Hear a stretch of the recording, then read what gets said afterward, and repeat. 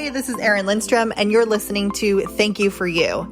This is a show about celebrating and acknowledging our humanness as well as our beingness, the easy and the hard, the gifts and the gifts we don't really like but choose to accept anyway. This is a show about and for people in pursuit of more peace, more joy, more money, more justice, and more of the awe that life has to give us. Thank you for being here, and thank you for you.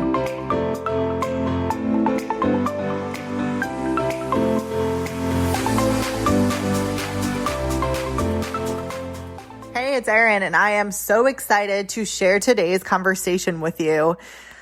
Oh, this was a pretty epic one. After the podcast, Tasha and I were talking, and she was like, I haven't shared that before. And a couple people have said that on episodes, and I love that. So I'm excited to bring you this conversation with Tasha Booth. Tasha is a good friend. We've known each other for a couple years now from the internet world. And I've had the pleasure of writing some of her copy. She has really incredible, different offerings for people in the assistant world, and then all the way up to growing and scaling your business. And her story of how she got into this world is really interesting. And so I'm going to share with you her official bio, and then I will get right into the conversation. So Tasha Booth is an agency owner, coach, and podcaster. She is the founder and CEO of the Launch Guild, which is a course launch support and digital marketing implementation agency, supporting established coaches and course creators with course and podcast launches, operations and systems management, and content management and repurposing. So a lot of stuff. Her team is over 20 members strong and works together to support their clients in being able to focus back into their zones of genius. Additionally, Tasha mentors virtual support professionals like VAs and OBMs who are passionate and ready to grow their businesses while living life on their own terms. She's also the host of the How She Did That podcast, a podcast for virtual assistants and online business managers and project managers to learn business and tech tips. Tasha is an Air Force wife to her husband, Scott, stepmom to Grace and Meredith, and work-from-home dog mom to Stanley and Bloomer. In her spare time, she watches true crime TV, sings karaoke, and tends to her organic vegetable garden. Without further ado, I give you Tasha and Erin. Yay, Tasha, thank you so much for joining me today. Thanks for having me. I am so excited. You have been it's been such a pleasure to get to know you over the last couple of years. And I feel like your energy is so good. You put out such quality content into the world and support your clients. You're just a joy. So I'm really grateful. Yeah. So my first question to everyone, which is met with different reactions, is who are you and how did you get here? And so, you can take it and interpret it how you wish, but would love to just hear a little bit about how you answer that question. Yeah. So I would say I am the CEO and founder of the Launch Guild. And I am a military spouse. My husband is in the Air Force. I'm a stepmom to two amazing daughters. I am an Albuquerque, I was going to say Albuquerque native, but I grew up in New Jersey. I'm a Jersey girl. Oh my God, that's funny. That now lives in Albuquerque. Yep. And I'm a doggy mom to two amazing dogs. That's amazing. Yeah. And how I got here, that in and of itself is craziness because my degree is in theater. So every once in a while, yes, my degree is in musical theater. Did you not know that? No. And I love this. Yes. Okay. Tell me more. I know. So every time I'm every once in a while I stop and I'm like, how did I get here? Because being in the operational space and having a degree in musical theater seems so incongruent. I actually did theater professionally and was successful at it for 12 years. I was in the international tour of Hairspray the musical. I've done Aida 3 times. What? Okay, our viewers can't see me right now, but my mouth is down. I have full chills and my hands are in the air going, what? Silently across the screen. Yes. And I loved it, but there were two factors. Number one, my now ex-husband got tired of me being away all the time, which I don't blame him in hindsight. You know, it's a lot to ask a person. And number two, I got tired of the feast and famine of it all, of like either you're on tour and you're making great money and you're loving what you're doing, or you are standing in line, you know, at Ripley Greer Studio at 6 a.m, like waiting to hopefully be seen. So I just kind of got tired of that. I moved into a position as a manager, as a executive assistant, or not executive assistant, but executive at a nonprofit at the YMCA for 2 YMCAs in Tucson. And I finally decided, you know what? I love my job. I wasn't a person who hated my job. I love my job. I love my coworkers, but I hated the fact that my paycheck was never going to get bigger, especially working for a nonprofit. Mm-hmm. So that's when I decided to become a virtual assistant, part-time, evenings, weekends, and it kind of grew from there into what it is now. Wow. Okay. I know. I'm like, that's a lot. Well, no, I'm more like, I thought I knew your backstory, but like somehow I missed the biggest, like, what? Which just makes even more sense to me as to like why I feel like I vibe with you so well. Is like, okay, so we have this like theater connection and like, you know, I do comedy and there's the performance element of business that I think all of that is really helpful. Yes. To be showing up in marketing and even just on sales calls, like really owning that persona of like, I've got this is sometimes like a character. And the nonprofit thread too. I started a master's in nonprofit management and actually left because I was like, I love the business part of this. I love the idea of helping people in the world. And I am not available for like living at that salary range. Right. Yeah. It's a lot. And they ask so much of you and expect so much. And you're just like, okay, I can't give anymore. And you're not going to give me anymore. So this is not going to work, you know? Yeah. Interesting. So going down those kind of paths, like to theater and then like into the nonprofit world, I imagine those were true to you and that like you were honoring parts of yourself in each parts of those journey. Right? Definitely. And I think that like I've wanted to do theater my whole life. I started taking dance lessons when I was 3. So it's something that's, you know, still a part of who I am. I still do theater here in Albuquerque. They actually have a really robust theater community here. Fun fact about Albuquerque. So there are parts that I still continue to honor, but I think that like, when I look back on the child that I was, like this entrepreneurial spirit has always been in me. And I was always the kid that was like selling something so that I could have my own money, you know, like that was always really important to me to like have my own and to be able to pay for things myself. And, and I think it just continues to this day. Wow. Yep. 100%. I remember doing tag sales of random toys, going door to door, trying to sell necklaces just because that lived there. And I think that's so interesting how we turn into like who we are with those seeds that were planted so young. Yeah, absolutely. Amazing. I would love to like talk a little bit about those transitions. Like, and I know there are little transitions as we like grow our businesses, right? And a lot of times I feel like people kind of slow themselves down because we're afraid of the identity shifts that happen or losing a piece of ourselves. Can you speak a little bit about how, I don't know if that came up for you, number one, and then number two, if it did, how have you managed to kind of like integrate that to become more of yourself instead of less of yourself? Yeah. So first of all, I love this question. And second of all, I feel like I shifted pretty easily because of the fact I'm an 8 quick start in Colby. And so I make decisions really quickly and I hate being bored. So I love reinventing myself. So I find I'm always looking for ways to like learn something new, to do something new, to be something new. And so I think that it made those shifts easier for me. I think the biggest thing was seeing people in the theater space who were my peers at one point, who were in the same, you know, shows and stuff that I was in. And then now seeing them like on Broadway and like on the Tonys and stuff like that. And at first I felt, I guess I felt a little like ennui of like, oh, that could have been me, you know? And I had a conversation with one of my friends about that. And she was like, we can't like hound on ourselves about the different paths that we went down, you know? And we just have to like honor and be grateful for like what ended up instead of what could have been. And I think like that was the perfect conversation that I needed to just be like, I'm really happy for them, but I also know like the hardships and like how hard that life is. And I just chose a different life. Yeah. It's so interesting. Has it come up for you? So it's interesting because as people rise, right? Like sometimes I think that there's, and I've had this myself, like a fear of being ostracized or like separating yourself from everyone else by being the, quote unquote, the successful one. Is that something that has come up for you in growing your business and getting to a point of like multiple six figures and like seeing a lot of so-called success? Yes, definitely.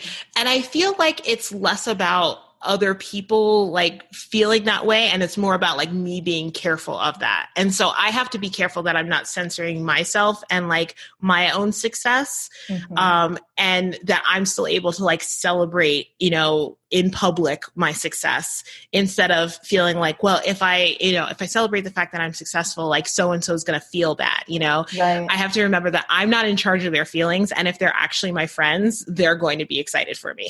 Yeah. And it's so like you say that I'm like 100%. And it's so interesting how much harder I think that can be for humans, right? Because we care so much about like belonging and being included and actually then showing up and taking up more space sometimes is like, oh my God, I should shrink. And I feel like that really is the inner work we talk about. That's like, nope, it's safe for me to be big. It's safe for me to be successful. Yeah, absolutely. And I loved what you said too about like, if they're really my friends, like they're going to root me on. Yeah, totally. There's this quote that goes around every once in a while that's like, you know, move in quiet, like not everybody needs to know like what you're doing, you know?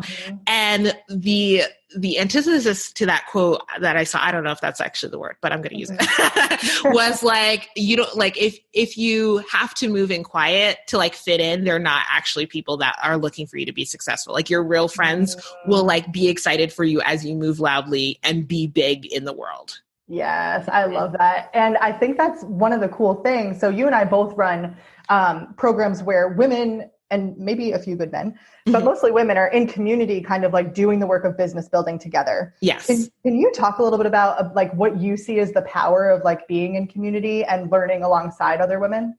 Yeah. So I definitely think it's the like, if she can do it, I can also do it thing. I know that for me, it's always been an eye opener and it's always been a driving force for me to see that it is possible, right? Once I know that like it's possible, that I'm not telling myself like, oh, I can go to Mars, you know, I'm just telling myself like, oh, I can make $100,000 in a month. Like other people have done it. So it's possible. That releases basically every other barrier other than, you know, okay, I just need the time and, you know, to cultivate the skill set in order to be able to do this, but I know that it's actually possible. So I think that that's first of all. And also, I like to create communities where everybody is kind of around the same, like in the same space in terms of where they are in their business growth, so that they are seeing other people that are able to do it and that they're also pushing each other to be able to get to that next step. I think that that's so important. And so often we're taught as women, you know, that we're in this big competition. And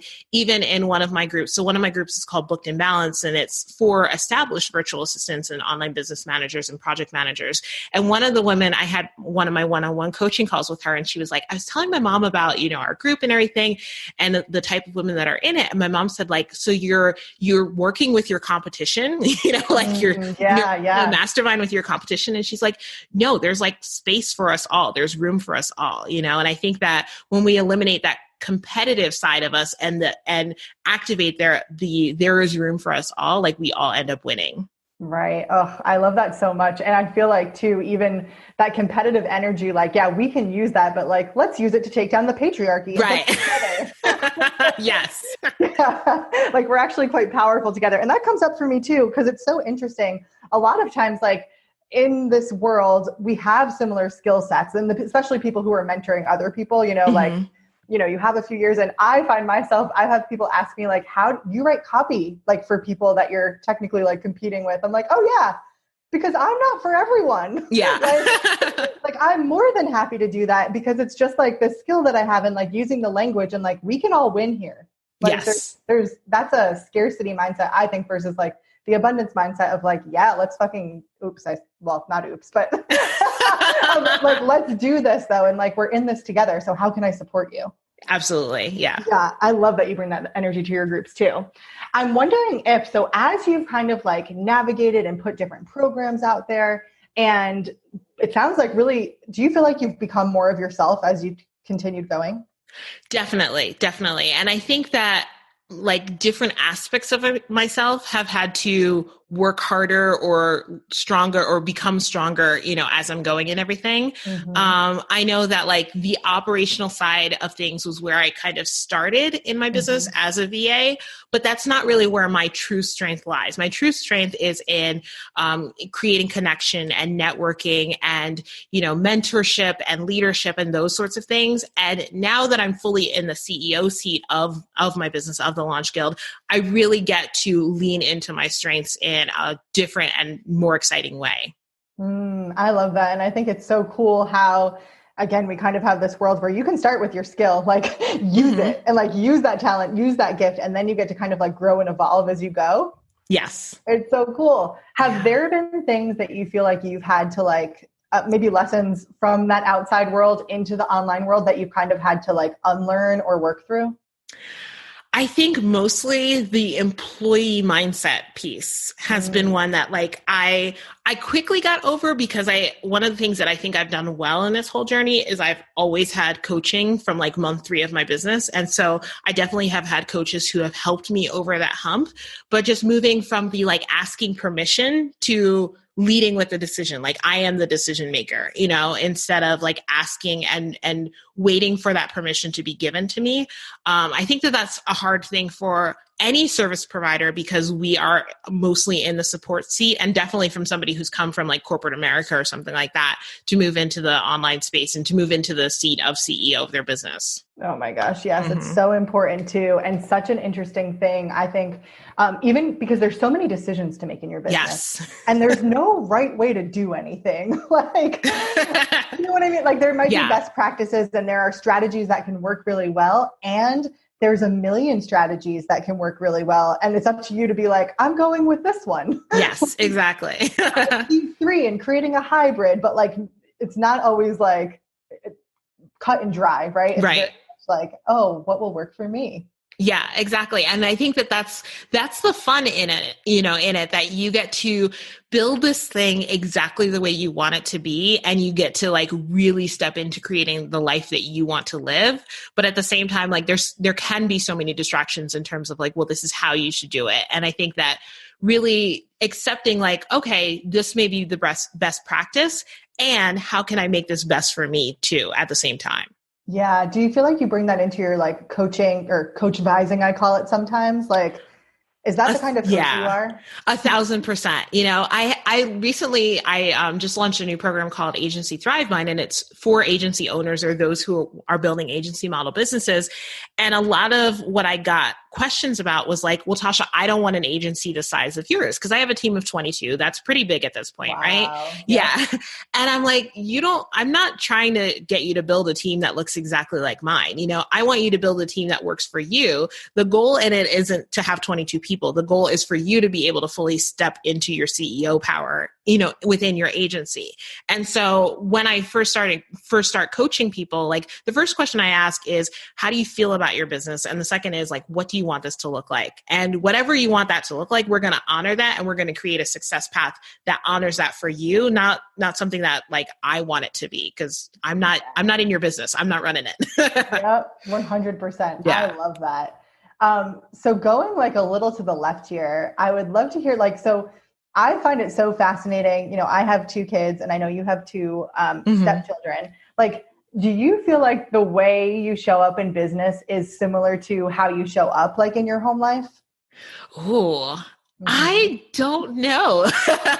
I'm not sure. And I actually think that the answer is probably no. I think I'm more, I'm going to say submissive, but it's not in a negative thing. I just feel like I'm more, maybe collaborative is the word, and in my home life than I am. And I think like I'm I know that like the buck stops at me when it comes to my business. And I think that when it comes to like my home life and like how we, you know, work through things with the girls and everything, it's more like, okay, well, what do you think? Well, here's what I think, like what, you know, that sort of thing. Yeah. And yeah, that comes into my business too. But I feel like part of it is like just decision fatigue a lot of times. You know? 100%. And so by the time I get home, I'm like, don't ask me. I just want you to make the decision, you know? And part of it is the give and take of like, there are things that like Scott just does better than I do, you know, and there are things that I do better than he does. And so we honor those parts of each other in our business, in our, you know, marriage and our home life as well.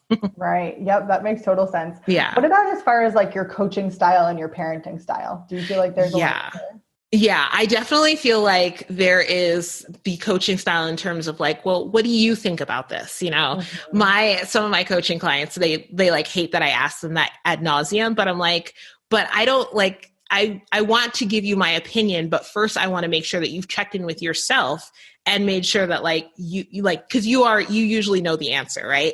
So check in with yourself and make sure that like, this is actually what you want to do. And so I think that for the girls, we definitely have that in terms of like, this is like, we are the final say, but at the same time, we want to hear them first and let them know that they've been heard. Yeah, I love that. I think it's so interesting because I feel like the more and more I get like more solid on my, not necessarily just coaching skills, but even my beliefs around that and like how to facilitate other people making their own decisions that are true for them. I appreciate how that comes over into my like parenting life as well. Yeah. Where it's like, oh, but like, I'm not you. And I think so frequently a lot of what we see, or at least have historically, is like, you know, the parent who knows everything and is telling the child how to like move along that path in the same direction. And so much of the entrepreneurial journey, I feel like, is unlearning some of that. Yes. And so totally it's cool. Is. Yeah. And so it's cool to like be in this position where it's like, oh, I now extend the same thing I kind of wish I had like going forward. And I feel like generational change is really like available there. Yeah.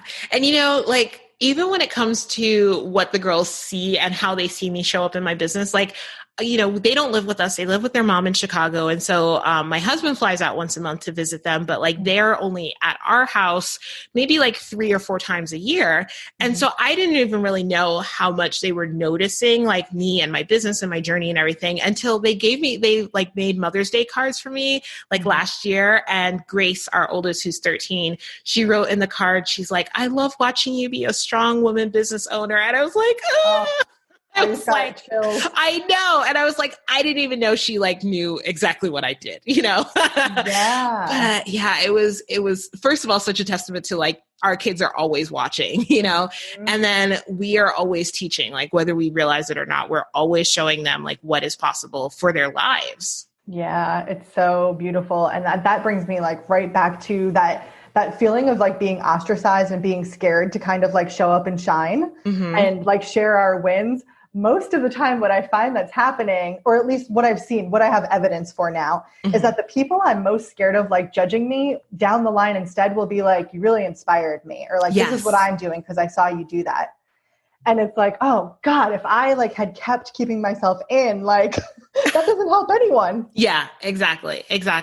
I've seen that because especially in the, you know, in the VA space, in the online space, like I feel like virtual assistants often think that there's like this cap to what is possible, you know, and a lot of times it's like, okay, if I can make like $5,000 or like even $10,000, like that's what I'm aiming for. And like, that's the most I could ever make in a month, you know, in my business.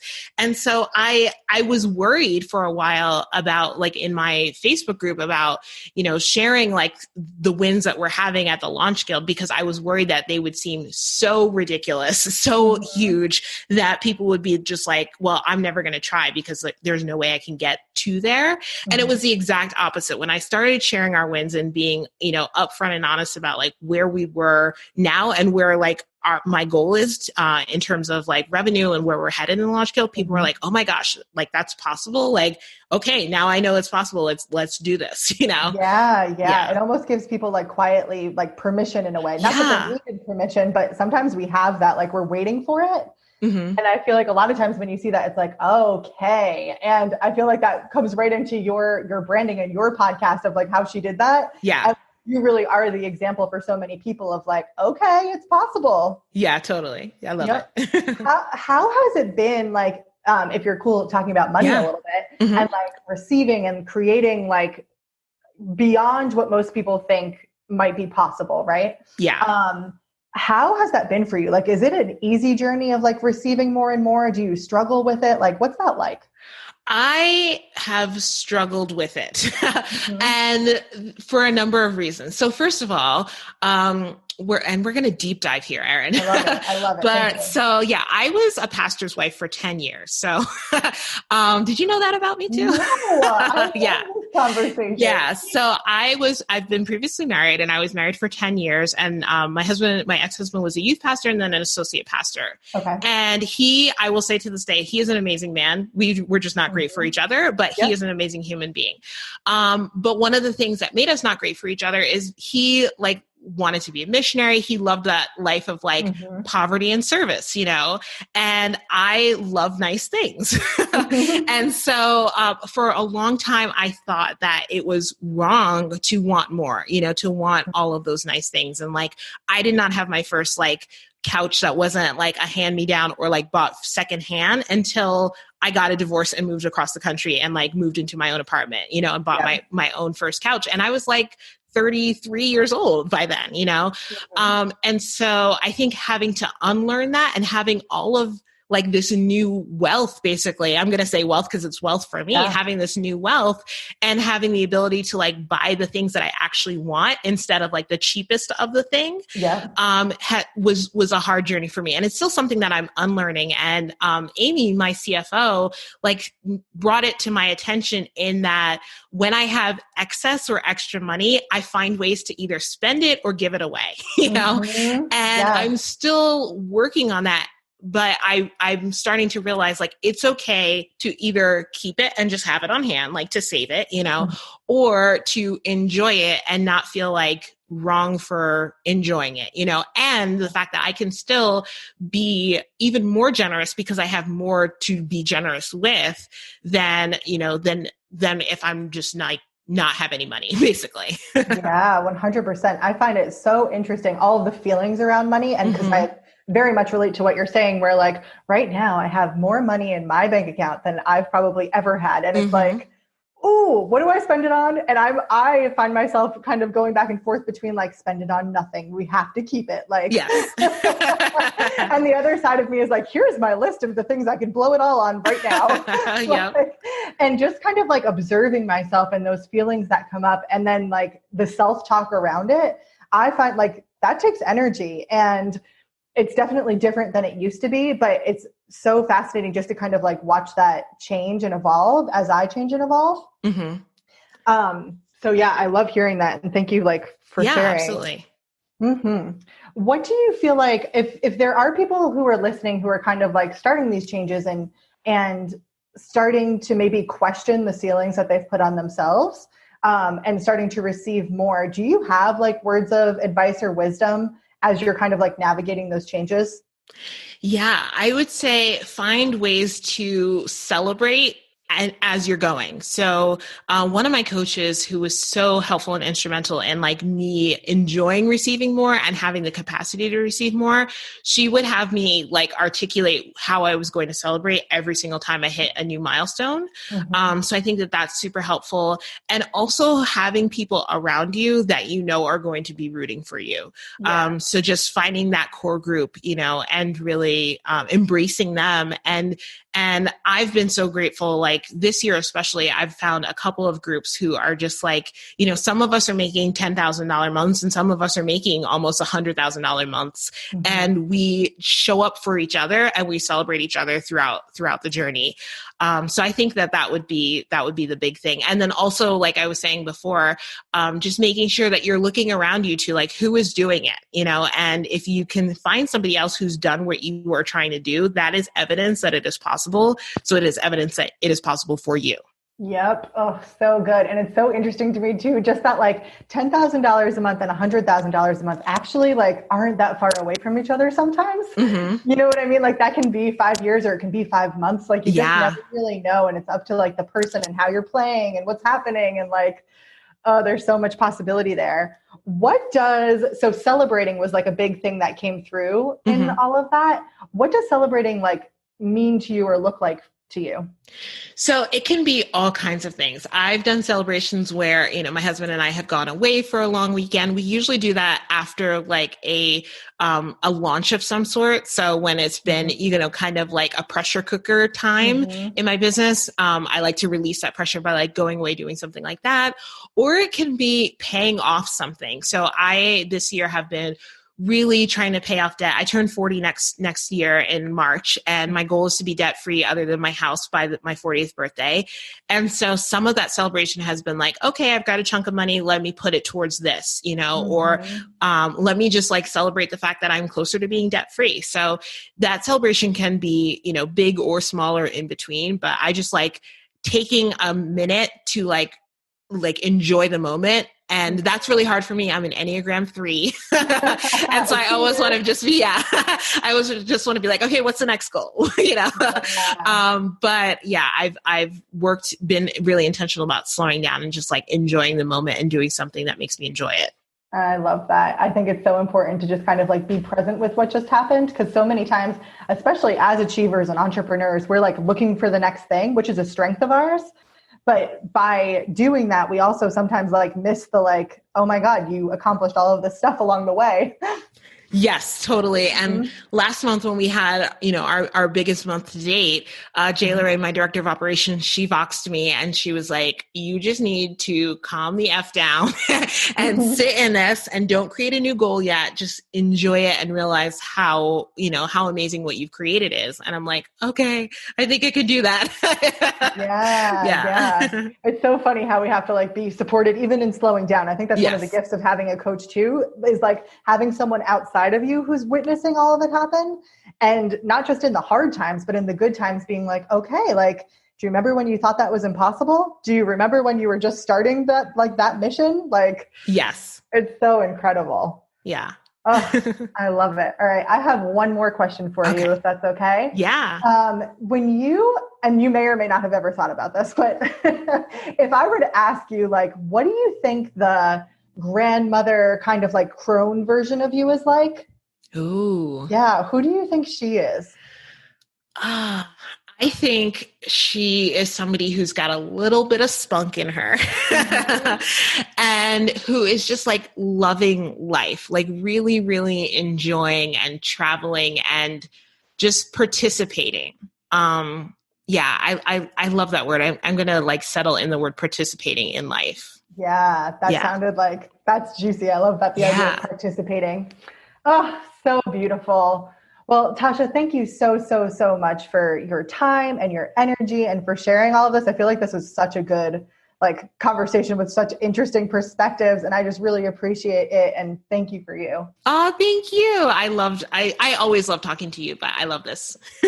Likewise. I learned so much. I have to like go update my Tasha file.